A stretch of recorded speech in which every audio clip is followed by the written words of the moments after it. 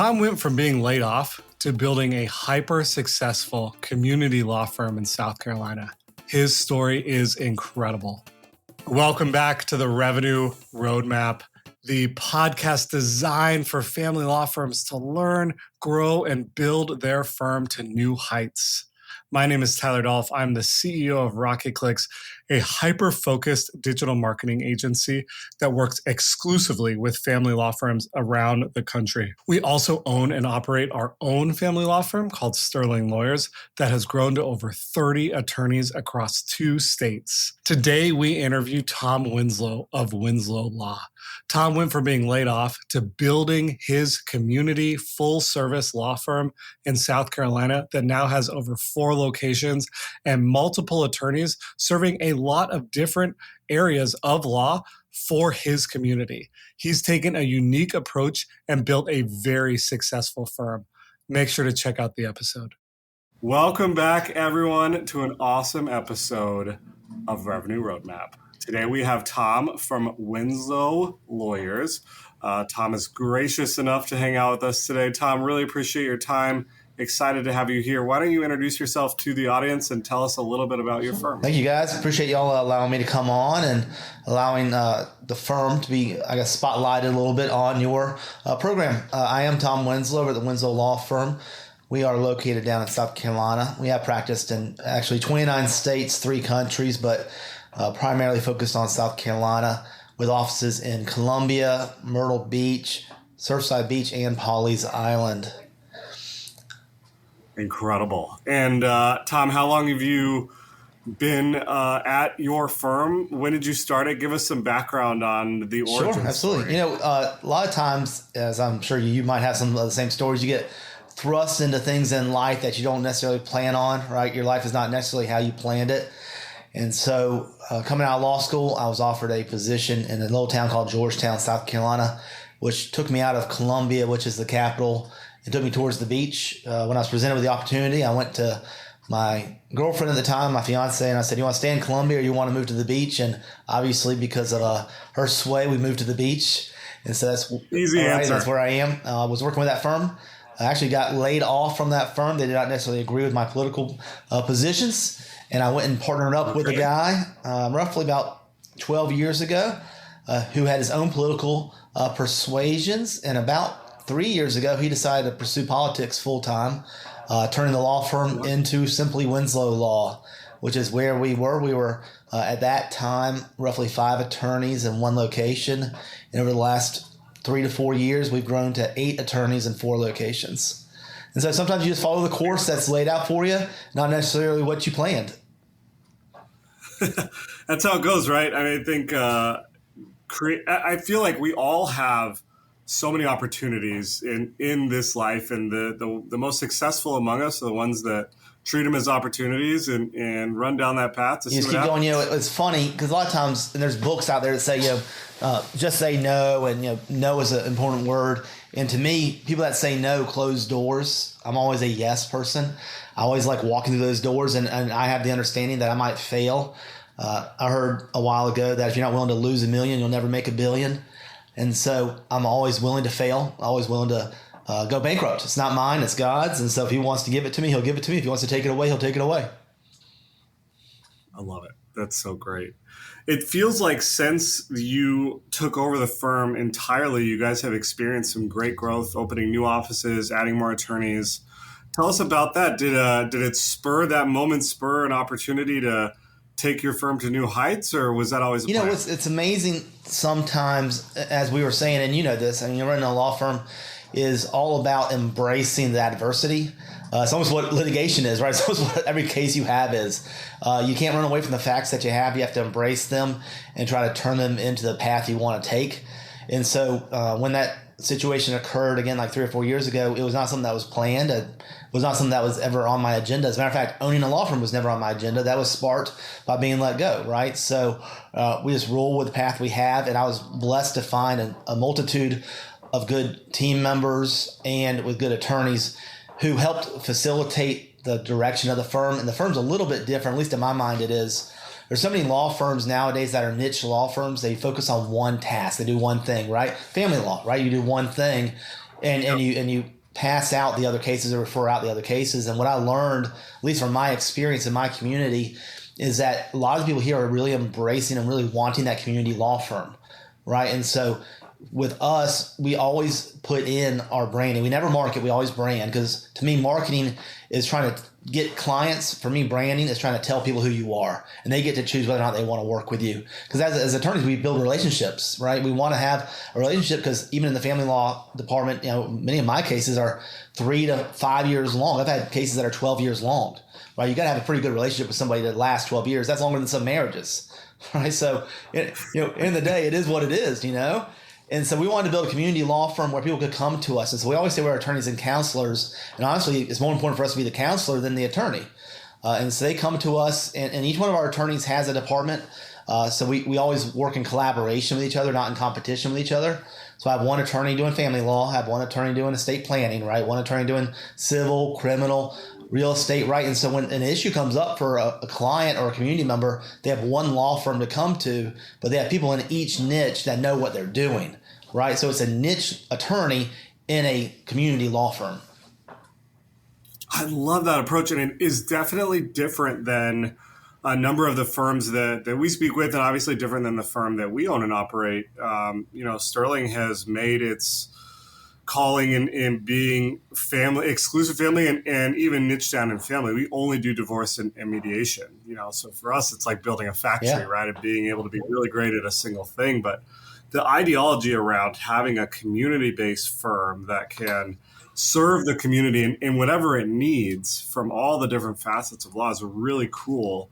Was that part of the plan? Did you want to create that, or did it just happen based on the lawyers that you hired and their specialty? I'm going to go with both. I'm very, at least personally, I believe I'm very community-oriented.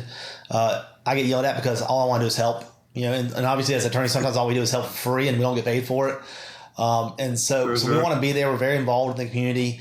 We try to make it so that no matter what happens around us, we're going to be a part of that. Someone's house burns down, we're there to offer them a meal, right? If someone has a need. And so we're known around the community as a member of the community, not just as a business in the community. And so it has really garnered a lot of, I believe, mutual respect between us and our community and the members in our community. And so it's really fed into who I believe I am as a person. But I can't do it alone, right? We currently have 25 members of the firm on this team. And so without someone that has that family law expertise, that someone that has that real estate expertise, I couldn't facilitate that because I can't possibly know everything. And so we found the right people that know those niches, can really step in and help the members of this community, both right from a counselor standpoint, but from that advocacy standpoint as well. You got to be good at your job. 100%. Yeah, you can't just offer everything and not be very good. Exactly right. So I think that's a really important distinction. Tom, I'd like to take us back to the beginning a little bit. As I mentioned before we started, our listeners are young lawyers. They're law students. They're thinking about what's next. Give us some perspective when you had moved to the beach and decided to, you got laid off. Was your mindset, well, now I'm going to start this firm, or was it, I'm going to go get a job somewhere and create some security? Give us some perspective there. I feel like a lot of younger lawyers learn the law, they get passionate about the law, they get excited to be a lawyer, and then they are thrown into this entrepreneurship journey, realizing that they have to do so many other things other than just practice the law. And it takes a while, right? There's a lot of key learnings during that period. Give us some perspective in your circumstance. So, man, you've hit on so many things that I just love. And so feel free to jump in. I love the word perspective. I mean, that is my favorite word in the English language because it's impossible for you to appreciate what you have and understand what you have unless you have perspective from both around you and above you and below you and everything. I just literally got back. I had a client that needed me to go to India. And so I literally just went to India. I got back a week ago. And to be able to have the perspective of India compared to the United States, doing law and working with people in India compared to people in the United States, it really is a mind jarring. So that word perspective is so important. And it's so important for young people to have because it's really honestly hard for them to have it. You got to have experiences to be able to have perspective. And so for me, going general to the specific, right? Very generally with young folks, Yeah, and you might be the same way. I don't know if you are or not. I was this way. I want to go to the best school. I went to Loyola Law School. I want to be the best in my class. I want to do everything. And I'm completely changed my perspective. If you're going to law school, I don't care what school you go to the community you want to practice in. Right? Get to know the people, get to know the judges, get to know how they do the law there. Because I promise you, in Myrtle Beach, South Carolina versus Charleston, South Carolina versus Columbia, South Carolina versus Costa Rica or India, it's different everywhere how you practice law. And so go where you want to practice law. And I don't care what you do in your undergrad. If you want to be a dance major, you'll be the best dance attorney in the world.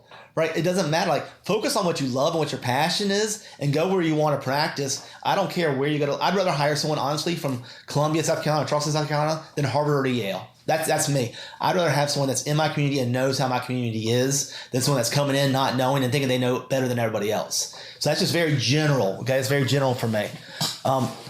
In terms, I love that. Right? Too. In terms of the firm, for me, I was fired. On December 23rd, I was actually looking up the directions to my firm Christmas party, and I had a voicemail. And so every night, and no matter what day it is, every night I make sure all my emails are checked, all my text messages are checked, all my voicemails are checked, and I call them back every day. Doesn't matter if it's a Saturday or Sunday. Right? As part of that, being a part of the community, you make sure the people that you are working for know that you appreciate them. And so I checked my voicemail. It was like a Saturday night. Can't remember what it was, December 23rd, 2011 or 12. And it was basically my boss saying, "Don't bother coming to the Christmas party."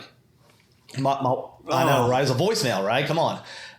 My wife was 4 months pregnant with our first child. I obviously had a home and a mortgage. I was relatively in a new city. And so by January 1st, I partnered up with this other gentleman, and we had started a firm within 7 days. And I had a choice to make, right? The choice was either I wallow in my pity and I get food stamps, or I go start a firm and I make something of it, right? And so I called this guy up on literally December 24th, right? Let go December 23rd, called him up December 24th, said, "Hey, it's Christmas. I know it is. Y'all think about it over the weekend and let's talk next week." We made it happen. It was the two of us as attorneys and one paralegal, and we pushed forward 70 cases. When I walked in, it was 70 cases we had. By the end of that first year, we had over 170 cases after that first year. And then obviously it's catapulted up to this point now. We're now at this point, we have roughly 1,300 open cases in the firm, and we're averaging, give or take, about 15 what we call PNCs, potential cases a day. Right, so we got about 15 potential cases coming in a day, and we got over 1,000 open cases currently, and that's what's manifested in over just about 12 years, just because we keep putting ourselves out there and keep being available for people. Tom, that is incredible. It's so inspiring to hear that. Like, the only option was to keep moving forward. You attack. If you fall down, look, we all fail. Like, honestly, I plan on failing. I want to fail every day, because if I'm not failing, I'm not pushing myself hard enough. Right. And I'm going to fail. I know it. It's how do I respond when that happens? And that's what we have to remember. You always keep moving forward. And sometimes you take a step back to move forward. And sometimes you move forward half a step. And that's okay, as long as you keep going. We have this saying in our office, and I have this mug. Yeah, but you didn't send me a mug. See, I don't have a mug. I have a water bottle. You should have sent me a mug so I would have it. Yes. We have a saying in our firm, and it's "be the buffalo," right? And the difference between a buffalo and a cow in a storm is the cow runs away from the storm, and the buffalo runs through the storm, because it knows instinctually that that's the fastest way to actually get through. So that's like people driving, they park on the side of the road with their flashers on. Meanwhile, I'm barreling ahead, getting through the storm. Yes. Same ideology, same principle. I think that's so inspiring, Tom, to hear how you were able to overcome that adversity and build the firm that you have today. Talk to us about the future. Where's your firm going? What do you hope to continue to achieve? Is it more communities, more locations? You know what's amazing? It's almost the converse of where we started, right? When you first start off a law firm or start off as an attorney, right? We have a lot of young listeners maybe listening that are in law school. You're trying to embrace as many opportunities as you can. You're trying to grab opportunities because you're like, what can I do? You might not have things presented to you because of your age, right? And we both know this. Running a law firm or practicing law and being a law student and learning the law, completely different things, right? Completely different things. I mean, learning the law is a precipice for modifying your mind and your brain, but it has nothing to do with actually practicing the law at all. Until you get into a courtroom and get yelled at by a judge or a client yells at you for a fee dispute or something like that, you don't even understand what the law is. And that just, again, that's perspective, right? That just takes that time to get those experiences. But now on the opposite side of it, that we've been going for about 12 years, we're not trying to grasp the opportunities. The opportunities are coming to us, which is a real true blessing. And that's something I just truly believe in. You'll be able to handle anything that's given to you as long as you're willing to embrace it and allow God to give it to you. So the problem I have now is we have so many opportunities of locations or attorneys. Every week we're getting an attorney or a paralegal to send us their resume asking if we have any jobs available, right? So do I hire more people? We have 3 different locations that want us to come to their communities because there's people down there that want us to work down there. But do I have the right people in place, and do I have enough cases to facilitate another location? And so the truth is, right now we're trying to manage our opportunities so that way we can move forward with our future, right? As you were saying, move forward with our future, but not bankrupt our present, right? We want to make sure we take care of our present and our team. I love this team. We really facilitate and gel together, and I love our community that we're in. So do we grow within our community? We grow outside of our community. We bring more people in. It's that managing of presented opportunities now, and how do we use those to behoove our community? How do we bless our community or other communities? Truthfully, I don't know the answer to that. We're working on that as we speak. Right now, over the next month, we got some big decisions to make. I love it. And you're in such an advantageous position where you can have the confidence to make that decision, knowing that, today's going to be okay as you build for tomorrow. Oh, yeah, no, we're blessed. And that's one of the things you'll learn. And I always try to tell my kids, I got an 8 and 11-year-old. I said, look, I can't spend everything I have on one trip or one shirt or one pair of shoes. I've got to save it moving forward. So we've been able to build up our war chest, build up our reserves. That allows us to facilitate these opportunities and the bigger cases. As you know, we could easily spend, I do a lot of medical malpractice and complex litigation. Real estate might cost you $400,000, $500,000, but if you're going to do a medical malpractice, it might cost you $100,000. And if you don't have the assets and the funds and reserve to be able to handle that, it puts you in a real detrimental position versus an insurance company who has unlimited resources. And so you can't go and just spend it all at one place. And so we've been able to build that up over the last 10 to 12 years.